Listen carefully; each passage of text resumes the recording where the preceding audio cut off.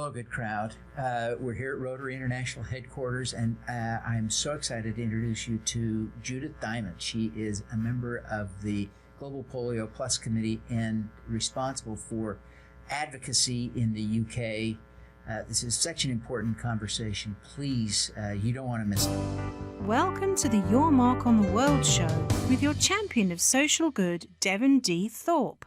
Our sponsor, Johnson & Johnson, matches most individual donations up to $250 at caringcrowd.org. Judith, welcome to the show.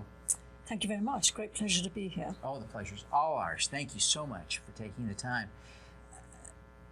You play a lot of roles in Rotary, and a lot that revolve around polio, and a lot that are internationally important. We could talk for 7 hours and we wouldn't be able to cover it all.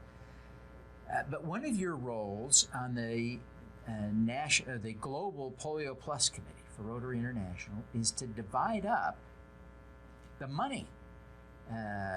So every year, Rotary raises a goal of $50 million now. That money is matched by a generous donation from the Bill and Melinda Gates Foundation, 2 for 1. So it becomes $150 million that you then get to allocate to the actual on-the-ground work of polio eradication. Tell us about that process. Yes, the International PolioPlus Committee has a grant subcommittee, which I chaired last year. And we meet 3 times a year. And we receive grant applications from our 2 Global Polio Eradication Initiative partners, WHO and UNICEF. So they put in the grant applications relating to the work that's going on the ground in the endemic countries and also the high-risk countries. So we're looking sometimes maybe 16 countries.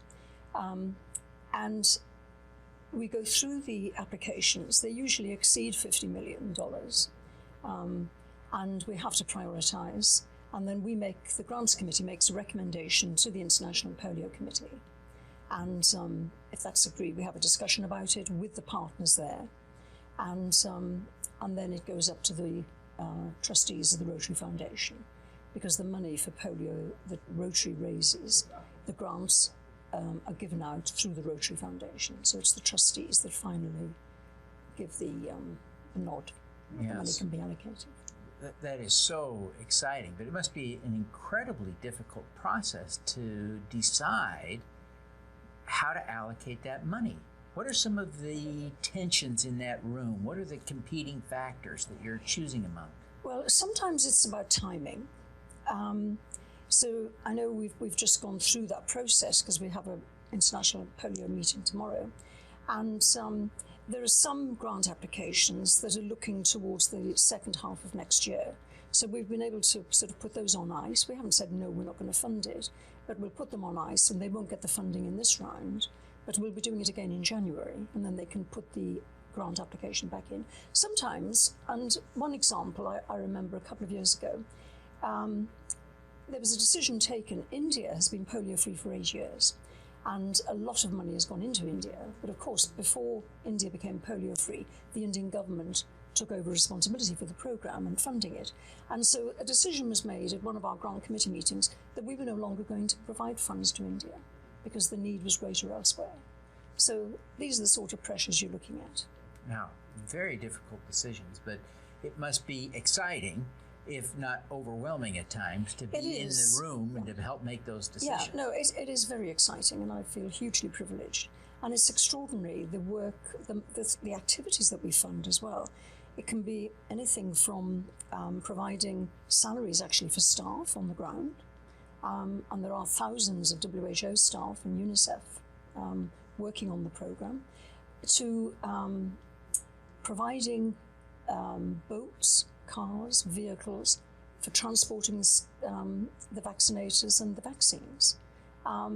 It could be for promotional resources to help UNICEF do social mobilization in rural villages. So there's a huge variety of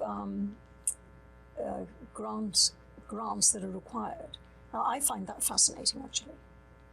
Now, your profession was in public relations. Yes. And part of your work for Rotary now is in advocacy within the UK.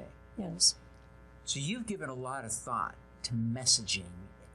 What are the messages that work, that compel people in positions of power and authority to devote money and attention to polio? I think the key thing is that polio is like smallpox. It can be eradicated with a vaccine. It's doable. And I think we've proved that. I went to India in 2016, and if you're working, it was a national immunization day in the slums of India, slums of Delhi. And the importance of the program really hit me that week for two reasons. One is that when I went in 2016, India had been polio-free for 5 years. So we didn't see any children under the age of 5 afflicted by polio. Many above the age of 5, and particularly teenagers and adults, and living in pretty desperate situations, a lot of them. And so it's doable. I think that is the key message, and it's a crime not to vaccinate the children of the world. I believe that every child has the right to a healthy, happy life, and health is so important if you haven't got health. And polio is such a cruel disease, particularly in developing countries, where they don't even have, if you don't have a wheelchair, you can't walk, you haven't got a wheelchair. It's a terrible affliction. Now, those of us who travel, and certainly you've traveled far more than I, but those of us who travel see polio victims in public oftentimes. We'll see them literally crawling on the ground. And in the UK, you don't ever see that. In the United States, you don't ever see that. No. But how do you communicate that image and the impact of polio to people who've never seen it? Yes, that's very interesting. You talk to people under the age of 13, you say, I say I'm travelling next week, and they say, why? Well, I'm going to a meeting to do with polio eradication. What's polio? They don't know anything about it. You're absolutely right. And so it's very important to maintain a public relations and awareness program. Rotary has produced many very good videos over the years in Nigeria, in Afghanistan, in Pakistan, in India, and make these widely available, particularly on Facebook and YouTube, and also photographs and articles in magazine. It's a constant, unrelenting public relations program, creating awareness for the program. One of your earlier question, why do we do the polio vaccination program? The other reason is, yes, it's doable, but also there's a huge benefit to global health. The economic benefit, there's a really strong economic reason for doing polio eradication. I think the estimate to date, since we started the GPI in 1988, I think we've saved global health $27 billion. If we eradicate polio by 2023, which is our current strategy and hope, by 2035, that saving to global health will rise to $50 billion. That is a large amount of money which can be utilised for other health interventions and help developing countries strengthen their routine immunisation and improve health generally. But to your point, there's already been a huge polio dividend. Yes. In that 18 million people who, absent the efforts of Rotary, would have had polio and would therefore have needed all manner of support and interventions, some of which at public cost, etc.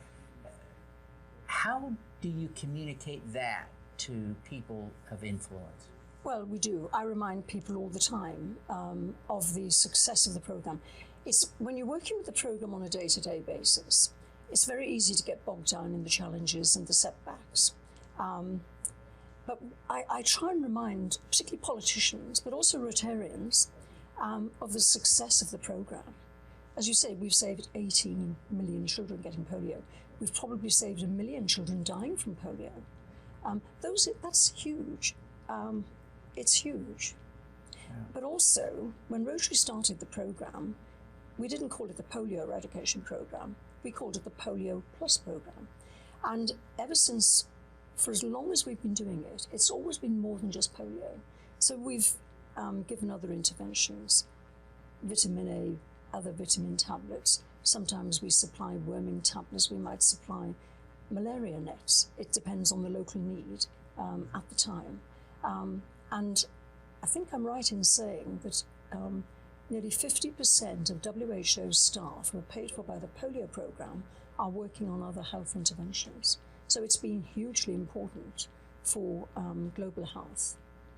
That's also a challenge, of course, going forward when we finish the program, because this funding for polio will stop, and yet it is funding a lot of other health interventions. And that's why we need this, the integration and transition program, which is currently being worked through, when polio, we hope, will finally be eradicated. Yeah. What are you most proud of having accomplished in Rotary? Gosh. I think from the advocacy point of view, helping Rotary raise funds from donor governments. And I'm particularly proud of the contribution of the UK government. The UK government is the second largest government donor and has given us after the US government, and has to date given $1.6 billion, which is a substantial amount of money. But also, and I think partly because of our advocacy, it's also itself an advocate for polio eradication to other global leaders. And so we've had a lot of success through a lot of hard work with the global political fora, so the G7, the G20, the Commonwealth Heads of Government meeting.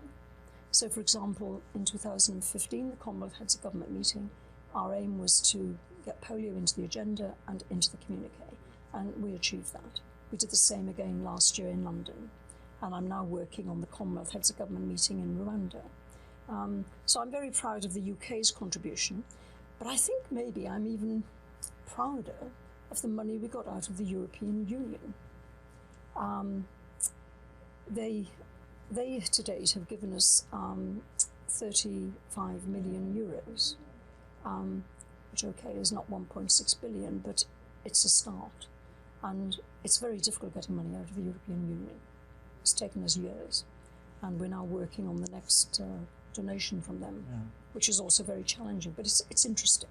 Now, some of the member countries have made donations independent of the EU itself. Is that fair? Yes. Oh, yes. I mean, the UK contribution to the EU development budget is $2 billion a year, and there's going to be a gap in that when we finally leave. But apart from that, the UK has also given the $1.6 billion. Another example is Germany. Germany's been very generous in their donations, and they will also be giving money to the EU separately, but they give separately to the polio program. As you've been working on this advocacy message for decades now, since you were a little girl, what is the key lesson that you've learned about communicating this with impact? Well, I think it's commitment and being dogged, like a dog with a bone, not giving up. You know, we have setbacks, but you just have to go back and you have to start again. One of the things I've learned about advocacy is you're feeling very good some days because you've just got a really good relationship going with a minister that's important. And then, of course, it's politics, and it's all change. So I think the key lesson I've learned is that it's very, if you want to be successful, it's very important to embrace change and to go with it. Don't fight it. Because in politics and the world that we're working in for advocacy, it's always changing. I can't remember how many Secretary of State at our Department for Development that I've worked with. And you get comfortable with, oh, that's great, it's all going well. And of course, it's all changed. We've just had the situation in Canada, they've just had elections. And this is the problem with the program. It's this problem with advocacy, but it also affects the polio program on the ground as well. government elections. It definitely affects the advocacy because we have to start all over again. So you pick yourself up, you brush yourself down, off you go again. So that's one lesson. You know, the job is never over until it's over. So the fat lady sings, I think is an expression. Well, Judith, I'm here at Rotary International because I understand that eradicating polio is important. Why is it important to you? It's very important to me because it's doable. And as I said earlier, I'm very passionate about children having the best opportunities in life. And there is no reason why any child should get polio. And I'm very committed to honouring Rotary's promise to the children of the world. We said we were going to eradicate polio in 1985, before we had the global partnership. And I believe in honouring promises, even if it takes you 40 years to do it. Judith, what is your superpower? My superpower? Gosh.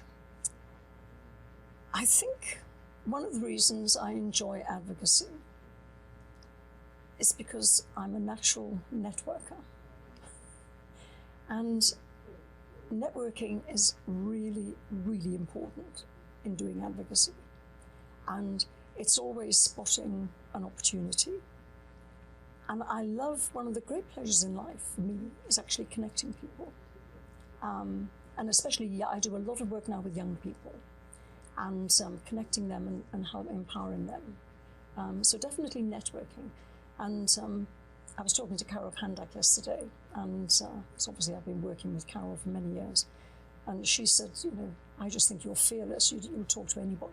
And she's absolutely right. I don't have any fear, you know, whether it's prime ministers, kings, queens, or even, you know, or as we did in Pakistan, you know, the women health workers on the ground who are very shy, but, you know, you engage them. And so, you know, I'm very lucky. I can talk to anybody.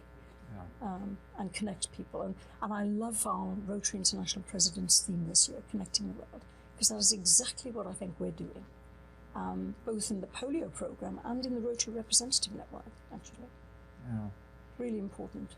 It is. Judith, thank you so much for taking the time to be with us today. We are so grateful for your time and insights. Before you go, would you just take a moment and tell people how they can learn more about Rotary and fighting polio? Yes, of course. The best way to find out about Rotary and fighting polio is to go to our specific polio website, endpolio.org. Fantastic. And if you need to know more information generally about polio, then rotary.org. Very good. Well, Judith, thank you so much for taking the time to be with us. We wish you every success in continuing your work of advocating for It's been a great polio pleasure fighting. Meeting you. All righty. Thank you. Let's do some good. At Caring Crowd, we believe everyone has the power to make a difference. Through our crowdfunding platform for community health, we empower passionate people to drive real change. Whether you work for a nonprofit organization, volunteer, or want to get involved for the first time, you can post a campaign on Caring Crowd. Join us, because caring is where change begins. Thanks for tuning in to the Your Mark on the World show, the Social Impact Podcast. Please subscribe via YouTube, iTunes, Google Play, Stitcher, or Spotify.